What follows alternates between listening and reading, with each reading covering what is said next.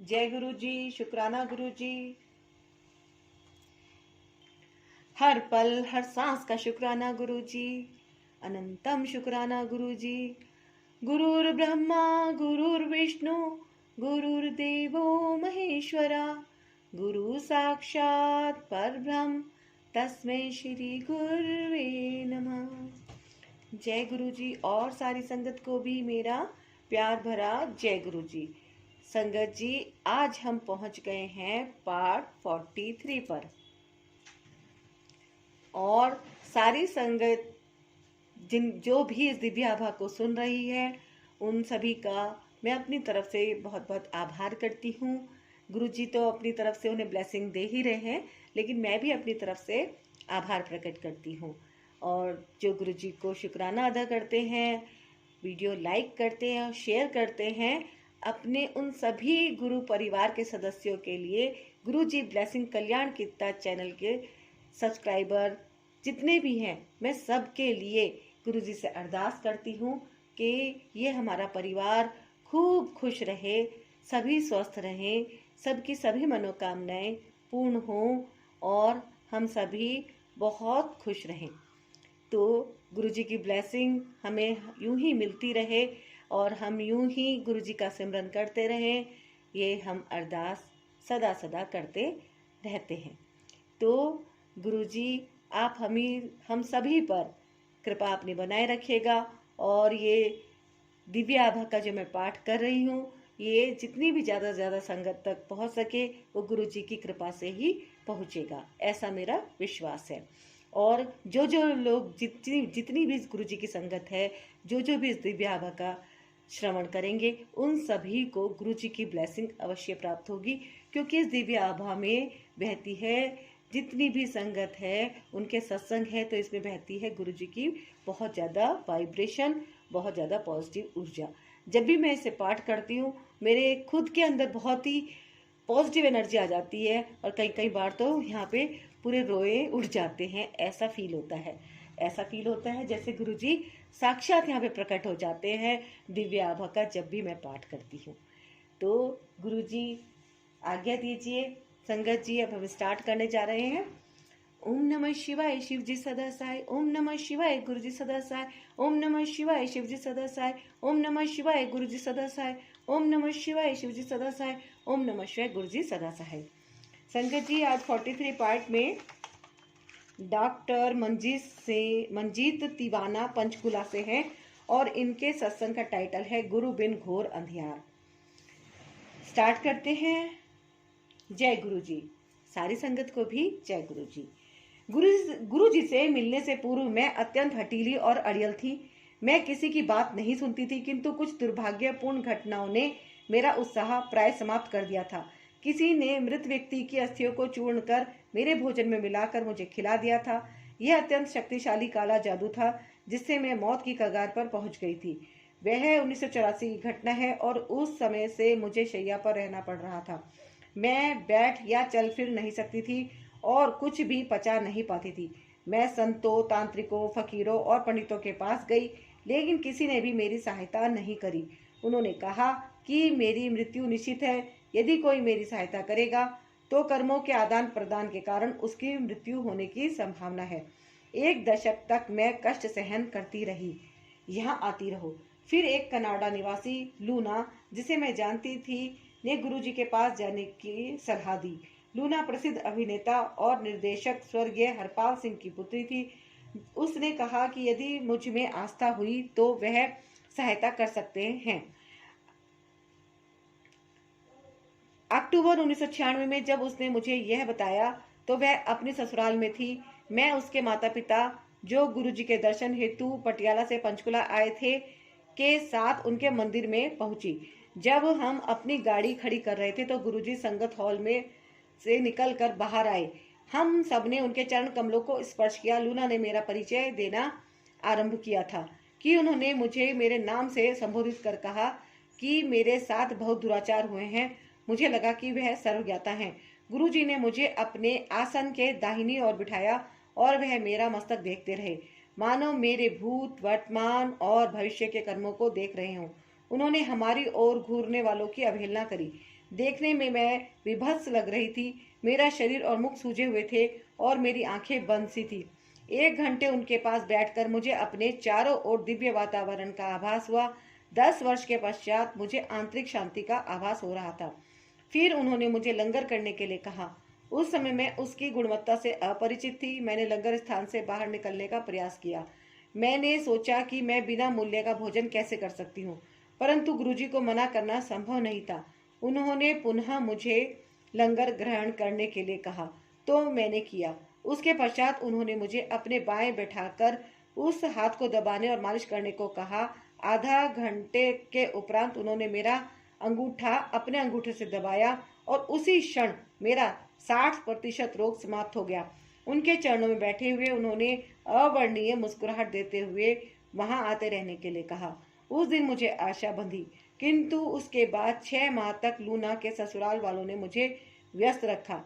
मैंने उन्हें चंडीगढ़ के निकट जीरकपुर में 4 कनाल भूखंड बेचा था। पंजीकरण के समय मुझे लगा कि मेरे साथ 1.5 लाख रुपए का धोखा किया गया है। मैं गुरुजी के आदेश का पालन भी नहीं कर सकी थी। 6 माह के पश्चात जब मैं पंचकुला गई तो पता चला कि गुरुजी चंडीगढ़ चले गए हैं। मैं उसी समय उनके पास गई। जैसे ही उन्होंने मुझे देखा, उन्होंने दूर से ही कहा कि मेरे साथ 1.5 लाख रुपए का छल हुआ है। उनकी सर्वज्ञाता शक्ति पुनः सामने थी। उसके पश्चात मुझे 2 वर्ष तक शांत उपचार दिया। कालांतर में मैंने शिव पुराण में पढ़ा कि गुरु को 2 वर्ष तक शिष्य की परीक्षा लेनी चाहिए। मैं उनके पास निरंतर जाती रही। जय गुरु जी, शुक्राना गुरु जी। मेरी दीवार पर 2 चक्षु। प्रसन्न मुद्रा में गुरुजी अपने भक्तों को अपने चित्र बांटते थे, पर यह करते हुए वह सदा मुझे टाल जाते थे।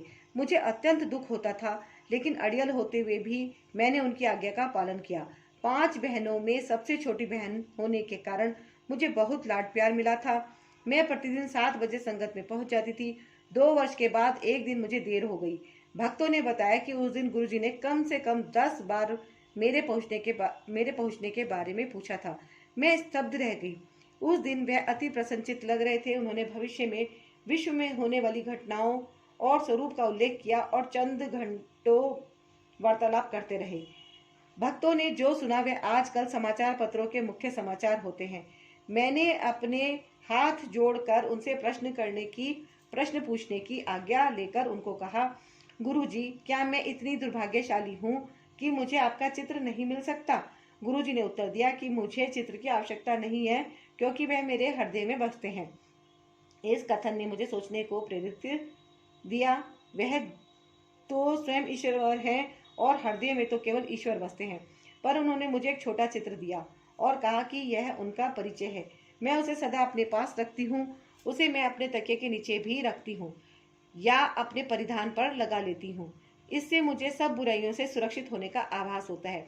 मैं अपने शयन कक्ष में गुरु जी का चित्र रखती थी और उसकी पूजा करती थी। कालांतर में उससे 2 चक्षु प्रकट हुए। आकार में वह बड़े बड़े और अति सुंदर थे। मैं उनसे कभी भयभीत नहीं हुई। मैं उनसे सदा पूछा करती थी, वह ब्रह्मा, विष्णु या महेश में से कौन है, लेकिन वह केवल पलक झपकाते थे। कुछ समय बाद उनमें से किरणें भी निकलने लगी। गुरु जी शिव का अवतार हैं। यह चक्षु उनका प्रत्यक्ष प्रमाण थे। जय गुरु जी, शुक्राना गुरु जी। गुरु जी से मिलने से पूर्व मैं बाबा चरणदास राधा स्वामी सत्संग के प्रमुख से मिली थी। मैं उनको अपने एक अमेरिकी मित्र फेरेल ब्रेनर के माध्यम से मिली थी। राधा स्वामी के अनुयायी ब्रेनर परा मनोविज्ञान में शोध करने भारत आए थे। वह मुझे बाबा चरणदास से मिलने को कह रहे थे। मैंने उन्हें पहले होशियारपुर में स्थित भृगु संहिता से प्रश्न करने के लिए हठ किया। यह उनको जानने की मेरी विधि थी। उस दिन जो पत्र हमारे समक्ष आया उसमें लिखा था कि वह हम दोनों के लिए भाग्यशाली दिन था। संहिता के अनुसार यह मैं पहले देख चुकी थी। पहले मैं एक देवी थी जिसका इस पृथ्वी पर जन्म लेने का मूल कारण मोक्ष प्राप्ति था। इस विश्वास के साथ कि मुझे मूर्ख नहीं बनाया जा रहा है, मैं बाबा चरणदास से मिली। वह लोगों को दीक्षा देते थे। उस समय मेरी माँ कंपवात रोग, पार्किंसन रोग से पीड़ित थी। मैंने उनको कहा कि यदि वे मुझे दीक्षा देना चाहते हैं तो उन्हें मेरी माँ को स्वस्थ करना पड़ेगा। वे मान गए और मैंने दीक्षा ग्रहण करी, किंतु मेरी माँ शीघ्र ही चल बसी। मैं विस्मित थी। बचपन से मैं अतीन्द्रिय दर्शी रही हूँ और आने वाली घटनाओं को अक्सर मैं स्वप्न में देख लेती हूँ। यदा कदा मैं दिव्य वाणी आकाशवाणी भी सुन लेती हूँ। मैंने ईश्वर से प्रश्न किया कि क्या बाबा भगवान हैं। उत्तर मिला कि वह शीघ्र ही मिलेंगे। हम सब तो सदा उनसे मिलने के मार्ग पर हैं। मैंने सोचा और बाबा पर से मेरा विश्वास समाप्त हो गया। गगनचुंबी वृक्ष। गुरुजी से मिलने के पश्चात मैंने पुनः दिव्यवाणी से प्रश्न किया। मैंने पूछा कि वह कौन है। उत्तर मिला कि वह स्वयं परमात्मा है। इस आकाशवाणी के बाद बिना किसी संशय के मैंने उनको पूजना आरंभ कर दिया। गुरुजी मुझे चमत्कार दिखाते रहे। उनके छोटे चित्र के साथ मैं समाधि करने लगती थी। चित्र की आंखें पलक झपकाने लगती थी और मस्तक में से किरणें निकलती थी। मैं अपने अंतरस्थ को मुड़ी और मैंने ईश्वर से प्रार्थना करते हुए पूछा कि मेरे जीवन का ध्येय क्या है। प्रार्थना करने के पश्चात जब मैं संगत में पहुंची तो गुरुजी अपने आसन पर बैठे हुए थे। उनके चरणों में ज्योति फूटी। उनके चरणों में रखे हुए हरे कालीन के चारों ओर गई और मुझे छूने के पश्चात उनके चरणों में वापस चली गई। मुझे प्रतीत हुआ कि मुझे अपने प्रश्न का उत्तर मिल गया है। वह मेरी तलाश के आदि मध्य और अंत है। हमारा अस्तित्व उनसे प्रारंभ होकर उन्हीं में विलीन हो जाता है। कलयुग में ईश्वर अच्छी आत्माओं को उद्धार करने मानव रूप में प्रकट होते हैं। वह आ गए हैं। अब मुझे प्रतीत होता है कि मैं प्रभु में अपनी आस्था खो चुकी थी।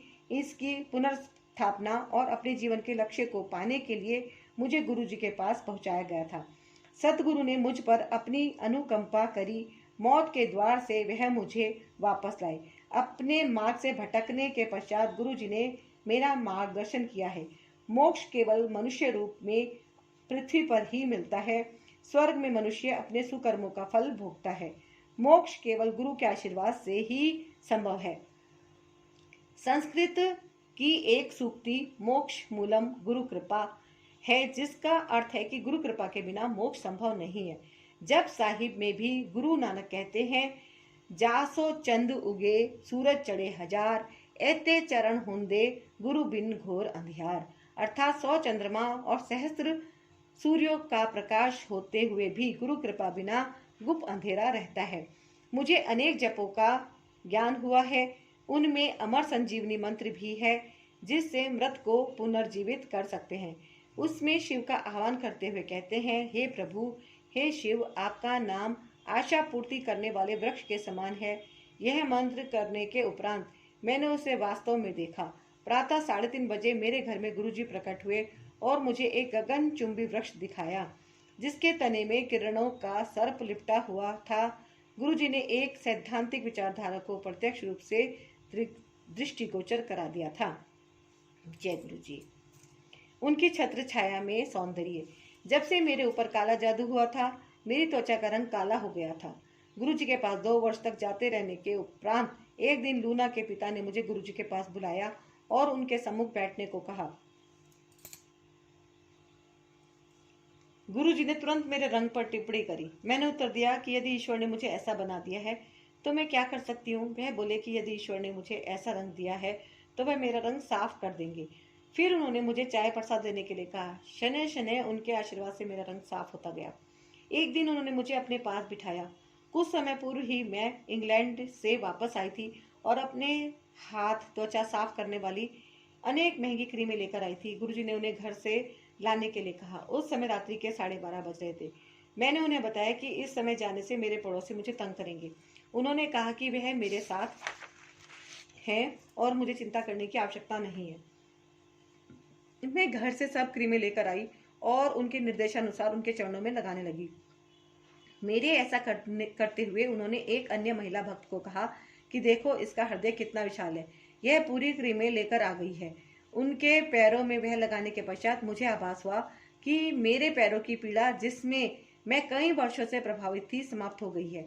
मुझे अपने चंडीगढ़ निवास में अकेले रहने के कारण सदा चिंता सताती रहती थी।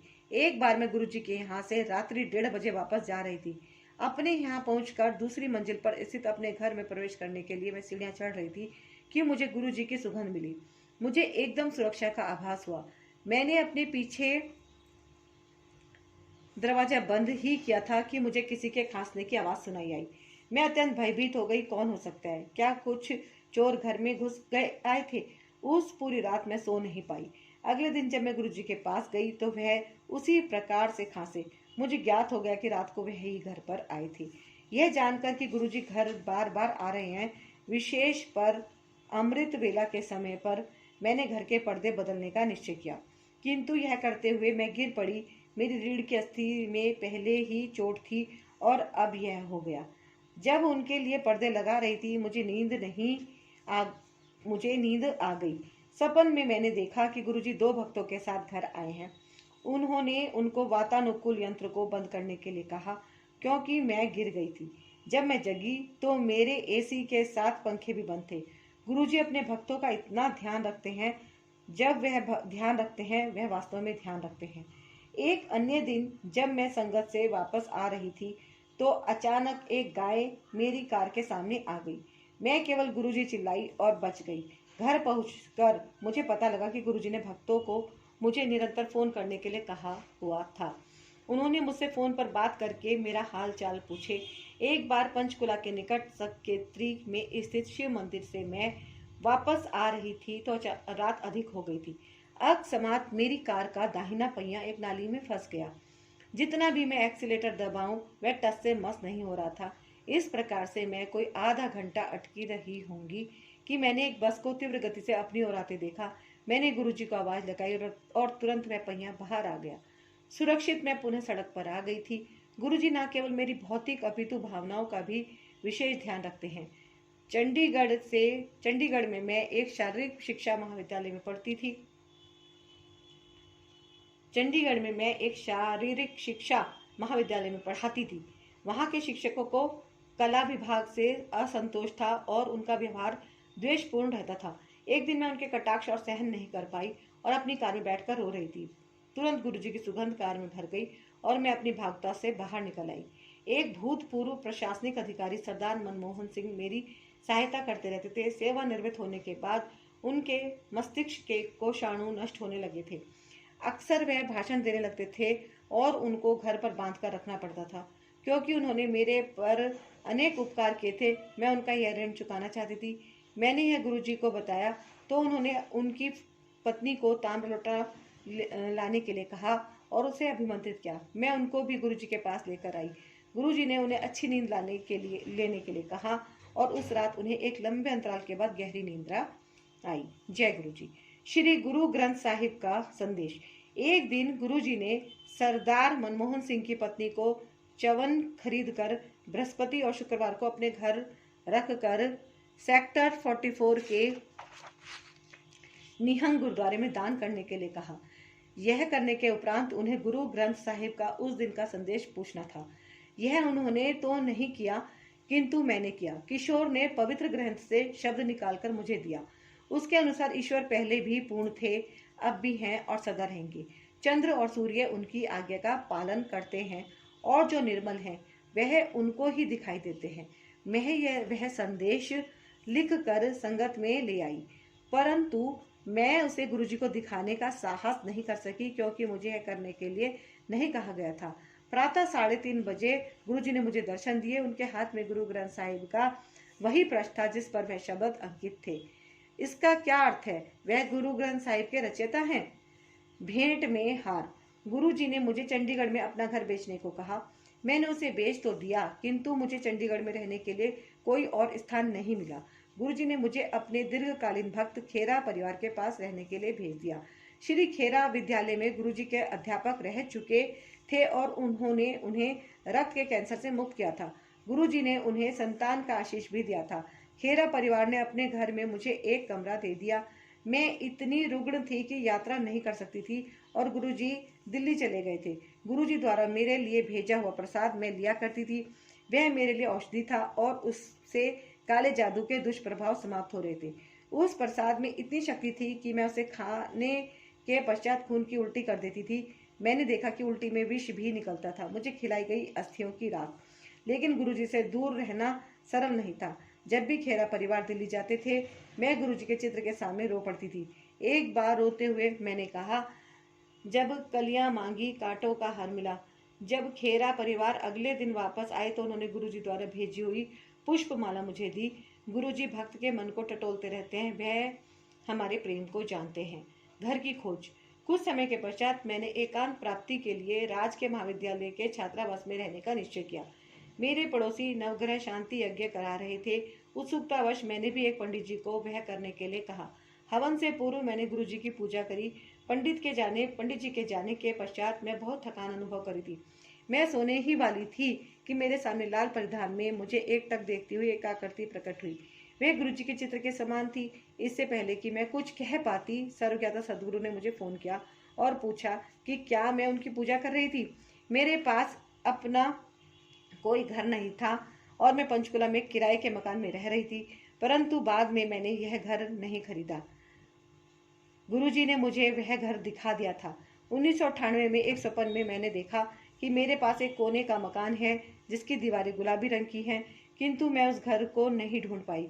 कारण स्पष्ट था, ऐसे घरों का निर्माण 2001 में हुआ और हरियाणा नगर विकास निगम ने उनका आवंटन 2003 में ही किया।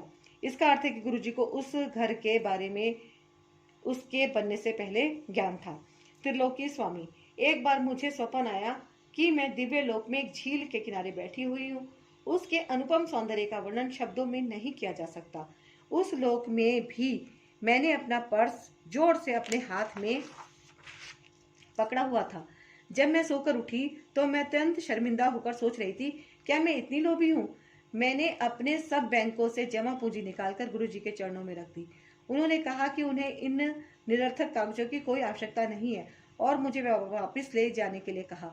रात बहुत हो चुकी थी और मैं चिंतित थी, किंतु गुरुजी ने आश्वासन दिया कि वह साथ है और कोई अनहोनी नहीं होगी।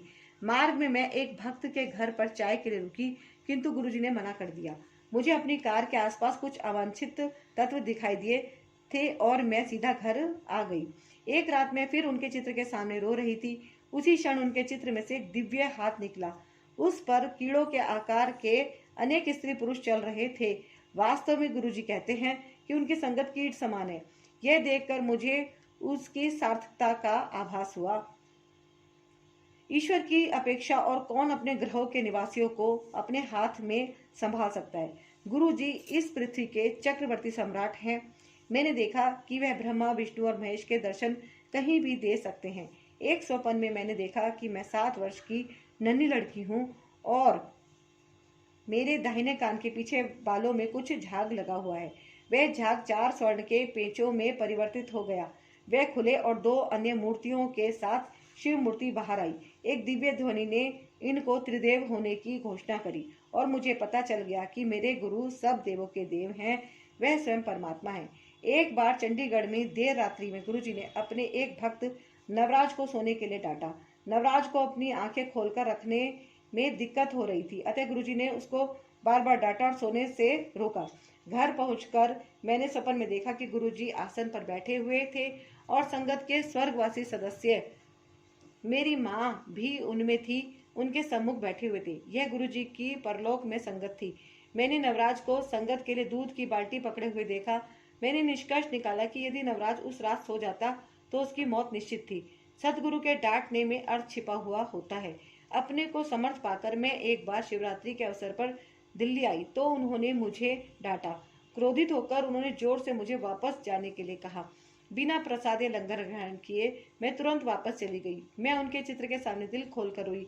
मैंने कहा कि मैं अपने शिष्यों के साथ भी इस प्रकार का व्यवहार नहीं करती हूँ, पर गुरुजी मेरे भीतर छिपी हुई दुष्प्रवृत्ति मेरे स्वाभिमान को मिटा रहे थे। संक्षेप में, मैं कवयित्री हूँ और एक बार मैंने उन पर 20 छंद लिखे। जब मैंने यह कागज उनको दिया तो उन्होंने वह अपनी जेब में रख लिया और बोले कि मैं उन पर और लिखूंगी। उसके बाद ही मैं बिना किसी प्रयास के धारा प्रवाह 100 छंद और लिख पाई। फिर मैंने एक उपन्यास जब प्रेम की ओर लिखा और उनको समर्पित किया। शीर्षक गुरुबानी की एक पंक्ति जब प्रेम की ओर जे परब पायो से उद्धृत किया था। शीघ्र ही यह पुस्तक गुरु कृपा से पंजाबी भाषा के एमफिल पाठ्यक्रम में लगा दी गई। डॉक्टर मंजीत तिवाना, पंचकुला। जय गुरु जी, शुक्राना गुरु जी। संगत जी आप भी बोलिए जोर से एक बार, जय गुरु जी, शुक्राना गुरु जी। और एक सत्संग हम इनका लेते हैं। मनमोहन कुकरेजा, जलंधर से। इनके टाइटल है इनका उपचार की तरंग। मैंने अपने भाई हरमिंदर सिंह को गुरुजी की अत्यधिक प्रशंसा करते हुए सुना था। 2003 में जब मैं जयपुर में रहता था, मैं अपने भाई के साथ गुरुजी की संगत में गया।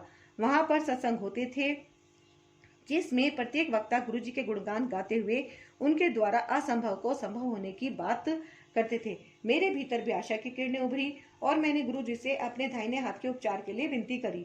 वह एक दुर्घटना में क्षतिग्रस्त हो गया था। शीतकाल और कोई भी कार्य करते हुए उसमें पीड़ा बहुत बढ़ जाती थी। मुझे उनका आशीर्वाद प्राप्त हुआ और उन्होंने मुझे ताम्र लोटा लाने को कहा। जब मैं वह लोटा लेकर उनके सम्मुख बैठा हुआ था, मुझे अपने हाथ में तीव्र तरंगे बहने का आभास हुआ। इसमें उसमें तुरंत ही शक्ति आई और मैं उसे बिना पीड़ा के हिला सका। मुझे बहुत यात्राएं करनी पड़ती हैं, अक्सर मेरी दुर्घटनाएं हो जाती थी, परंतु गुरुजी के दर्शन होने के बाद मुझे सुरक्षा का अनुभव रहा है। एक बार रात को अजमेर से जयपुर आते हुए मैं कार की पिछली सीट पर विश्राम कर रहा था। अचानक मुझे किसी ने झिंझोड़ कर जगाया और मैंने चिल्लाकर वाहन चालक को कहा कि आगे मार्ग पर ट्रक खड़ा हुआ है। उसने तुरंत ब्रेक लगाई और दुर्घटना होते होते बची। मुझे आभास हुआ कि उस समय गुरुजी ने ही मुझे अर्ध निद्रा की अवस्था से जगाया था। मुझे प्रतीत होता है कि गुरुजी ने मुझे आशीर्वाद के साथ साथ प्रसन्नता और शांति भी दी है। मैं कृतज्ञ हूँ कि अब गुरुजी ने मुझे प्रतिदिन जलंधर में उनके मंदिर में आने की आज्ञा दी हुई है। मनमोहन कुकरेजा, जलंधर से। जय गुरुजी, शुक्राना गुरुजी। नेक्स्ट है नशे से मुक्ति, और ये है मुनित जाखड़ जी का सत्संग, चंडीगढ़ से। नशे से मुक्ति। बचपन में जलंधर जाने पर मैं सदा अपने ननिहाल में रहता था। परिवार के सदस्य गुरुजी के दर्शन के लिए जाते थे और एक ऐसे ही अवसर पर मैंने भी उनके साथ गुरुजी के दर्शन किए। उनके मंदिर में प्रवेश करते ही वहां पर तीव्र सुगंध थी, जैसे किसी ने पूरे कक्ष में कोई इत्र बिखेरा हुआ हो। हम बैठकर भक्तों को आते हुए और गुरुजी का आशीर्वाद लेते हुए देखते रहे। उसके पश्चात उन्होंने एक जल को अपनी माला से अभिमंत्रित किया और हमने बारी बारी से उस जल को ग्रहण किया। उस जल में से एक विशेष महक आती थी। बच्चे होते हुए भी हम बिना दंगाए छेड़खानी किए हुए एक स्थान पर बैठ सकते थे। मेरे पिता एक ईश्वर के अतिरिक्त किसी को नहीं मानते थे। उन्होंने मेरी माँ को भी गुरुजी के पास जाने के लिए मना किया था, क्योंकि यह उन्हें पसंद नहीं था। अतः हमने गुरुजी के पास जाना बंद कर दिया। कोई 8 वर्ष के लिए हम गुरुजी के पास नहीं गए। हमारे अन्य संबंधी उनके पास जाते रहे। गुरुजी उनको हमें उनके पास लाने के लिए कहते थे। फिर गुरुजी दिल्ली चले गए। 2003 में मैं अपने MBA के लिए दिल्ली आ गया। मुझे नशे की लत पड़ गई, क्योंकि मैं अकेला रहता था और मद्यपान करना अच्छा लगता था। अपने अभिभावकों के कहने पर मैंने अपने यकृत का परीक्षण करवाया। यह परीक्षण पहले भी करवाया था और परिणाम अशुभ होते हुए भी मैंने उनकी अवहेलना की थी।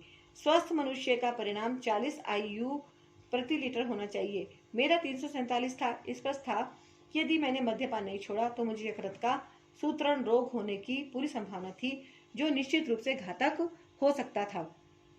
मेरी माँ मेरे साथ रह रही थी। हम वसंत कुंज से द्वारका दूसरे मकान में जाने को थे और वह मेरी सहायता करने आई थी।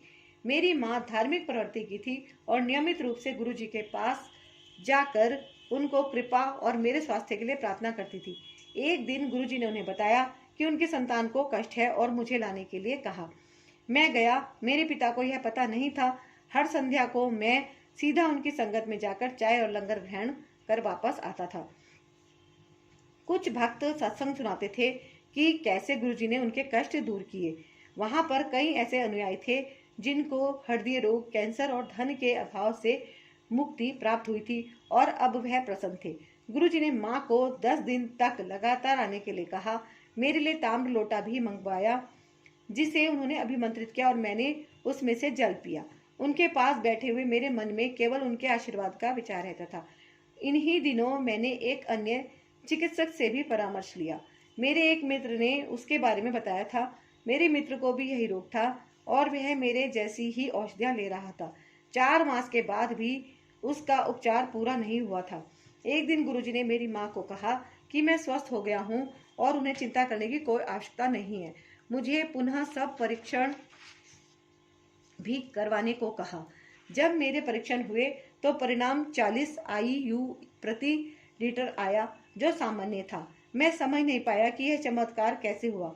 मैंने गुरुजी को उनके आशीष के लिए धन्यवाद देना चाहा, तो उन्होंने मेरे से प्रश्न किया कि क्या मैंने परीक्षण करा लिए थे, और मैंने हामी भरी।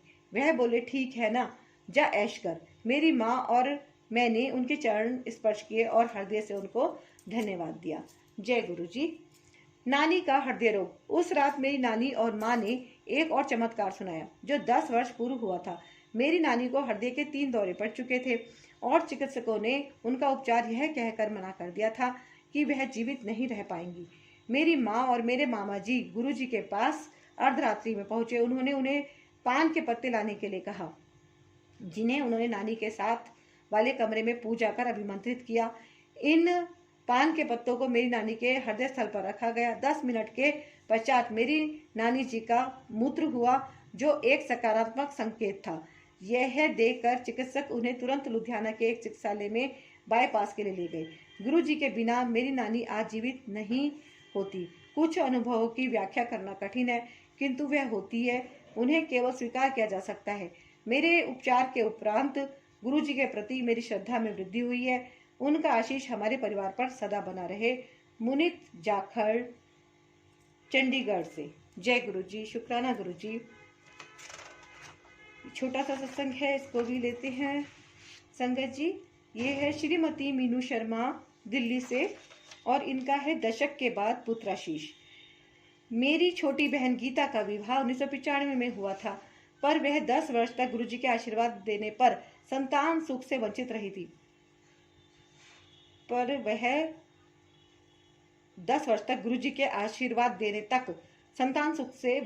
थी। हम गुरुजी के पास पहली बार 2001 में गए थे और मेरे पुत्र शांतनु को मिर्गी में स्वस्थ करने के पश्चात हमने अपनी बढ़ती हुई सूची में एक विषय और जोड़ दिया था, गुरुजी से गीता को संतान का आशीष। गीता कनाडा में रहते हुए अपना उपचार करवाती रही थी और पिछले 5 वर्ष से भारत में भी करवा रही थी। गुरुजी ने मेरे द्वारा उसे कहलवाया कि वह प्रत्येक सोमवार को व्रत रखना आरंभ करे और यदि कोई फल खाना छोड़ सकती है तो ऐसा करे। मैंने गीता को गुरुजी के निर्देश बताए तो उसने अमरूद खाने छोड़ दिए, जो उसे पसंद नहीं थे। कुछ ही महीनों में गीता ने गर्भ धारण कर लिया। पूरा परिवार अति उत्साहित था और आतुरता से उसकी संतान होने की प्रतीक्षा कर रहा था, परंतु एक समारोह में उसने ध्यान न रखने पर अमरूद खा लिया। गुरुजी की माया ही कहिए, उसने मुझे तुरंत फोन किया। कुछ ही सप्ताह में उसे गर्भपात हो गया और उसने वह बच्चा खो दिया। जब मैंने गुरुजी से इस बात का उल्लेख किया तो उन्होंने उसे शिवरात्रि को उनके पास आने के लिए कहा। शिवरात्रि में 1 सप्ताह से कम का समय शेष था, किंतु गुरु कृपा से वह दिल्ली आ सकी।